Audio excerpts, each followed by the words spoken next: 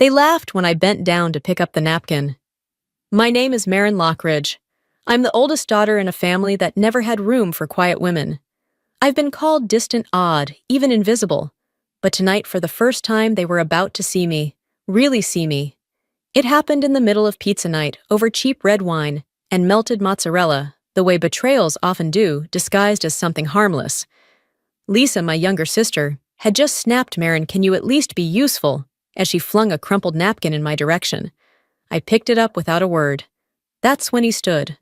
Lieutenant Colonel Nathan Cross. A guest at the table. A man they thought was just Lisa's new boyfriend. His voice was steady, deliberate, cutting through the chatter like a blade. "Rear Admiral Maren Lockridge," he said with a sharp nod. "Ma'am?" The room collapsed into silence. Lisa froze mid-sentence, her fork in the air. My father blinked. My mother's mouth hung open mid-laugh. And me, I was still holding the damn napkin. In that moment, 5 seconds long and 10 years overdue, the weight of every dinner I'd sat through without being asked a single question shifted. And I knew. This wasn't just pizza night. This was my reckoning. They laughed when I bent down to pick up the napkin. My name is Maren Lockridge. I'm the oldest daughter in a family that never had room for quiet women. I've been called distant, odd, even invisible. But tonight, for the first time, they were about to see me, really see me. It happened in the middle of pizza night, over cheap red wine and melted mozzarella, the way betrayals often do, disguised as something harmless. Lisa, my younger sister, had just snapped. "Maren, can you at least be useful?" as she flung a crumpled napkin in my direction. I picked it up without a word. That's when he stood. Lieutenant Colonel Nathan Cross. A guest at the table. A man they thought was just Lisa's new boyfriend. His voice was steady, deliberate, cutting through the chatter like a blade. "Rear Admiral Maren Lockridge," he said with a sharp nod. "Ma'am." The room collapsed into silence. Lisa froze mid-sentence, her fork in the air. My father blinked. My mother's mouth hung open mid-laugh. And me, I was still holding the damn napkin. In that moment, 5 seconds long and 10 years overdue, the weight of every dinner I'd sat through without being asked a single question shifted. And I knew this wasn't just pizza night. This was my reckoning. I used to think if I just stayed quiet long enough, they'd forget I was there. Turns out they did gladly. At the Lockridge family table, there was always an extra chair, but never an extra space. Lisa, the youngest, was the golden one, former pageant girl turned military nurse, all filtered selfies and orchestrated humble brags. My brother Ryan, the middle child, never held a job for more than 6 months, but still managed to be the comic relief. And then there was me, Maren, the one who went to some base out west. Logistics, I think. Admin, maybe. They never got it right. They never asked. Dad once introduced me to a neighbor. As our oldest, she helps with supplies, I think, behind the scenes. Mom added, "She's not into the spotlight. That's okay, not everyone needs to be front and center." And Lisa? She smiled sweetly and said, "Maren's basically retired early. She's good with spreadsheets. I stopped correcting them years ago. When I joined the Navy at 18, no one came to my boot camp graduation. Dad said flights were expensive. Mom mailed a card with a coupon for a dry cleaner. I still have it. I'm not sure why. The older I got, the easier it became for them to shrink me down to fit their idea of me, harmless, distant single. They made my silence small when it was actually the sharpest thing I owned. They didn't know I'd trained in Arctic warfare or coordinated joint extractions under the Defense Intelligence veil. They didn't care. The quieter I became, the more comfortable they were, so I stayed quiet. Even when Lisa used my eulogy for Grandma Elise, copied straight from a letter I sent her months before she passed. Even when I showed up in uniform once for Thanksgiving, and Lisa told me I was being performative. Even when Ryan called me the towel lady to a date. Even then I stayed. Because I knew something they didn't. Silence is not surrender. It's a delay, a decision, a tactic. And tonight, sitting at that same long oak table with pizza grease staining the napkins, and Lisa's voice rising louder than necessary, I felt it. The weight of the room, the way it tilted the moment Cross said my name, my real name. They didn't know it yet. But everything was about to break. They think silence means I had nothing to say. What they never realized is I've spent the last 10 years gathering more than words. I gathered storms. I was 21 when I was first deployed Arctic coast, a dead zone on the map. No welcome signs, no cell towers, just sharp wind and shadows that didn't belong to anything human. I remember lying in a freezing bunk the night we lost comms. My hands were bleeding through the gloves. Someone whispered we wouldn't make it. I didn't answer. I just kept writing contingency routes by flashlight. That mission never officially happened. Most of mine didn't. Over the years, I learned to command silence the way others command rooms. I rose through a system that rewards precision, discretion, endurance. I never asked for medals, but I earned more than most who spoke twice as loud. At 34, I was promoted to Rear Admiral and transferred to Spectre Division 7 classified operations. We didn't wear name tags. We didn't get press releases. But our fingerprints are on the parts of the world where the lights stayed on because we never let them go out. They never knew. And I never told them. Because the few times I tried, like the time I sent a photo of my unit to Mom, she replied, "You look tired. Are you sleeping enough?" Once I hinted to Dad that I'd been moved into a strategic planning role at the Pentagon. He grunted and said, "Still an admin, huh?" They wanted a version of me that made them feel superior, so I gave it to them. I watched Lisa bask in spotlight after spotlight. Her every photo framed, every nursing award turned into a Facebook post with a caption like, "Just doing my part." She called me paranoid when I mentioned keeping my records secured, told me I was being too rigid. But I wasn't being paranoid when I saw her name on the access logs. She used my credentials, pulled my reports, quoted my debrief strategies verbatim in a promotion packet that got her a position she didn't earn. I traced it. I archived the logs. I filed nothing. Because silence, like I said, is tactical. And sometimes the most dangerous person in the room is the one they forgot to watch. I let her steal. Not because I was weak, but because I was waiting. Waiting for her to think she'd won. For her to bring me here tonight like some prop in her perfect life, still believing I was the girl she buried under false memories and gaslighting. And then she brought Nathan Cross. She didn't know I'd trained him, signed off his deployment file, sent him into his first unsanctioned op. She didn't know he owed me his life. But I knew. I knew the second I read her message, "Don't dress formal." And I thought, good, let's not dress anything up. Let's serve it raw. The front door creaked as I stepped in. Same worn rug, same citrus-scented candle Mom always overburned. I could hear laughter from the kitchen, the loud, curated kind people do when they know they're being watched. Except no one in that house ever watched me. Lisa looked up first. Her smile froze for half a second. Then she chirped, "Oh good, you made it," like she hadn't double-checked 5 times hoping I wouldn't. She tossed a napkin in my direction. "Can you grab that? Might as well be useful." I picked it up without a word. Cross sat near the end of the table, 2 seats down from Dad, already halfway through a beer. He didn't recognize me. Not yet. He'd only ever known me as Lockridge, never Maren. And the version Lisa described to him probably sounded like a retired librarian who once helped build spreadsheets for the Coast Guard. Dinner was loud, too loud.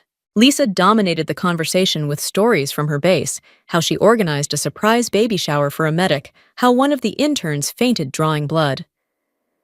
Ryan added his usual punchlines, something about getting stuck in a lift with a ferret. Everyone laughed. No one looked at me. I reached for water, empty. No one offered to refill it. Lisa glanced over, shrugged, and said, "We weren't sure you were actually coming. Thought maybe you'd just grab something on your way home." She winked at Cross. "She's always been unpredictable." Cross raised an eyebrow. "You didn't say she was military." Lisa laughed. "Oh God, no. Not like us. She did some civil logistics, or VA clerical stuff, I think." "Right, Maren, I let silence stretch. Let it crawl over the table like fog." Ryan snorted. "Weren't you on a ship once?" "Like stuck on one of those floating soup cans for 6 months, Mom added. "She sent a postcard from Guam once. No return address. Said it was classified, but come on. Probably just folding laundry near the radar." Another wave of laughter. Cross stopped chewing. "You said she worked in logistics," he said, voice low. Lisa nodded too fast. "Medical logistics. Mostly desk stuff, I think." I looked at him, then let him really see me. Still nothing. Until Lisa announced time for the pizza game, a family ritual. Everyone picked a topping and told a funny secret. Lisa chose pineapple. I kissed my TA to pass pharmacology. Ryan picked mushrooms hooked up in a porta potty at Coachella. They skipped me. Lisa waved it off. Maren doesn't do secrets. She just disappears for 10 years and comes back with a new haircut. Cross turned slowly. You didn't serve with her, Lisa scoffed. God, no. I'm in patient care. She's more civilian adjacent. I held his gaze. Strange. Last I checked, Spectre Division 7 wasn't exactly civilian anything. The fork fell from his hand, and everything else fell with it. The silence that followed wasn't empty. It was surgical. Cross sat up straighter. His eyes scanned my face like he was seeing a ghost. Or worse, a superior officer he hadn't saluted. Lisa turned to me, half laughing, half defensive. What's Spectre 7? She asked too loud. Is that another one of your cryptic little hobbies? I reached for a slice of lukewarm pizza. Just a unit. Small, classified. Most people don't talk about it at family dinners. Lisa scoffed, but her laugh was thinner now, almost brittle. You're being dramatic. Ryan jumped in, chuckling nervously. Classic Maren. Always the secret agent. But Cross wasn't laughing. He leaned forward, slowly, voice low. Did you say Spectre Division 7? I didn't look at him. I just nodded once. He turned toward Lisa. You never told me she was Inspector. She looked confused, then panicked. I didn't know. I mean, she never confirmed anything. She barely tells us where she lives. That's not entirely true, I said, calmly wiping my mouth. You knew enough to access my files, or at least enough to borrow my credentials. The room froze. Mom set her wine glass down carefully. What are you talking about? I met Lisa's eyes. 2 years ago, someone accessed my classified reports through a shared base drive, logged in from Fort Wendell. The credentials traced back to your name. Lisa's face drained of color. You're insane. Cross didn't blink. You used her files. No. Her voice cracked. I pulled some examples for a research packet. Everyone does it. It wasn't even for anything major. You used operation reports marked confidential. You quoted her strategic debriefs. You even listed her Arctic campaign under your humanitarian initiative. Lisa stood abruptly, her chair scraping against the floor. She was never supposed to come tonight. There it was. The slip. The moment control shattered. Mom looked between us, stunned. Lisa, is that true? Dad finally spoke, his voice quiet. You told us she worked admin. Lisa spun toward me, hands shaking. You don't get to play the victim, Maren. You disappeared for years. You let us believe things. No, I said softly. You believed what made you comfortable. I just stopped correcting you. Cross stood. Admiral Lockridge, he said formally, with a slight incline of his head. Permission to speak freely. I gave him a slow nod. He pulled up a file on his phone and began reading Rear Admiral Maren Lockridge, Commander Spectre Division 7, Joint Operations Valor Citation, Arctic Reconnaissance Distinguished Service Medal, testified under seal before Joint Congressional Intelligence Review. A sharp breath from Mom, a muttered curse from Ryan, and Lisa just stared. I trained him, I said, voice level. 5 years ago. He was green too loud and brave as hell. Cross looked at Lisa. And you knew, or suspected. But you stole from her anyway. I didn't think she'd show up, Lisa whispered. I leaned back, folded my hands in my lap, and exhaled. You invited a ghost, Lisa. You just didn't know which one would answer. Lisa's face contorted rage and shame, twisting into something sharp and reckless. She pointed at me like a cornered animal voice, shrill. You think this makes you better? You disappear for a decade and then drop in like some war hero. You let us believe lies. I didn't flinch. No, I let you tell yourselves what you needed to sleep at night. I was just tired of correcting fiction. Mom turned to me, desperate. But why, Maren? Why wouldn't you just tell us I laughed once low and flat? Tell you what? That I led operations you'll never be cleared to read. That I've carried silence heavier than your judgment. You wouldn't have heard it. You would have turned it into a joke, just like always. Dad rubbed his temples the way he used to when taxes didn't add up. You were always the quiet one, but Lisa had the ambition. No, I said sharply. Lisa had the spotlight. That's not the same thing. Ryan muttered something about needing air, and disappeared into the kitchen. I heard the fridge open, then close. He didn't come back. Cross stepped beside me. I've already reported the credential breach to my CO. If it's what it appears to be, a formal investigation will follow. Lisa's voice cracked. You're not serious. I am, he said. This isn't about hurt feelings. It's about protocol. About lives potentially endangered by an unauthorized breach. She turned to Mom, wild-eyed. Say something. Tell them this is ridiculous. But Mom only looked down at the table, her fingers wrapped around her empty glass. She looked smaller than I'd ever seen her. I stood then, slowly. No dramatics. Just enough to make the floor creak beneath me. You wanted me small, I said. Because small made you feel big. Because if I spoke too clearly, stood too tall, I'd remind you that love isn't a performance, and I never fit your script. Lisa was trembling now, the mask fully gone. You don't get to lecture me. I don't need to, I replied. I'm not here for revenge. I'm here because you finally invited me and I accepted. Her knees buckled slightly as she sat back down, like the strength had drained right out of her spine. I moved to the hallway in silence. No one stopped me. Not this time. I paused at the mirror near the door. I could see the whole table, from there. Cross still standing, Lisa collapsed inward. Mom staring at nothing. Dad blank as drywall. The room wasn't just quiet. It was gutted. They didn't know if this was the end of a show or the start of a reckoning. Either way, the performance was over, and for once, the silence belonged to them. The air outside hit colder than I expected. Not the kind of cold that bites, but the kind that makes you aware of your breath. I stood on the porch for a moment, letting the night settle over my skin. Behind me, through the curtained window, the house was still lit like a stage left burning, long after the actors had dropped their lines. I didn't feel triumphant. I didn't feel vindicated. I just felt done.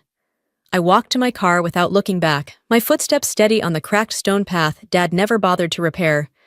The engine turned over with a low growl, familiar grounding. I didn't turn on the radio. I didn't need noise. Only once I reached the edge of the cul-de-sac did I open the glove compartment. The envelope was still there. A yellowing piece of paper sealed in tape that had started to curl. My grandmother Elise had written it the year she died. It had sat untouched for 6 years. Until tonight. I tore it open with a slow, deliberate rip, the paper soft like old cotton. Maren, I see you. I always did. You are thunder wrapped in restraint.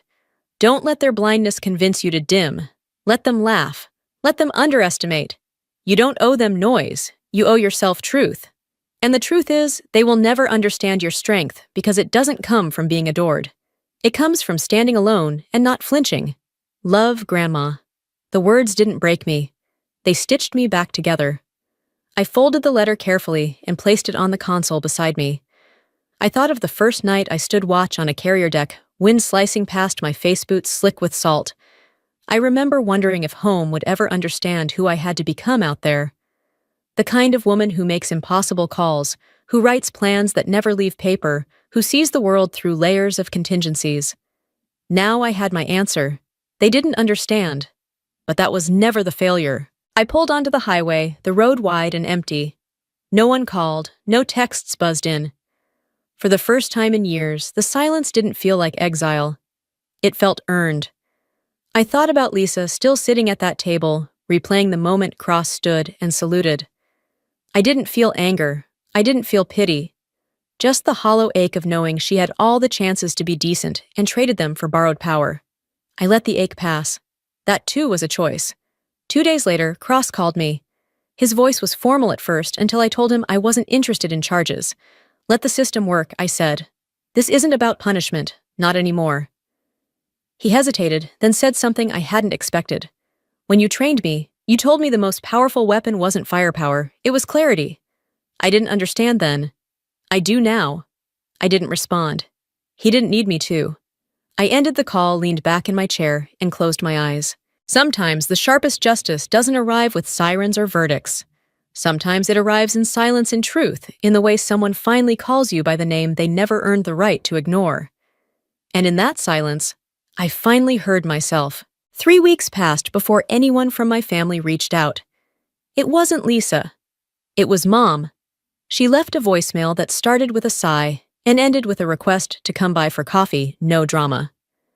I listened to it once, deleted it, and didn't save the number. There was no hatred in my refusal, just understanding. Some doors don't close with a slam. Some just stop opening. I didn't hear from Lisa again. But I did hear about an internal investigation at Fort Wendell, a reassignment to an auxiliary care unit in Montana. Nothing formal yet, but her ascent had stalled, and still I didn't smile at the news. Because this was never about watching her fall. It was about proving to myself that I had always been standing. One quiet morning, I returned to base housing and unpacked the last of my deployment boxes. At the bottom of one was a medal I never displayed. I placed it in a drawer beside Grandma's letter. Not for show, for remembrance. That afternoon, I went for a walk near the northern fence line. The sky was wide, the kind of endless that makes you feel like the earth is finally giving you room to breathe. I paused by the old signal tower and looked back at the path I'd walked to get there. There had been years of silence, of shrinking, of letting others write my story. But no more. They called me invisible.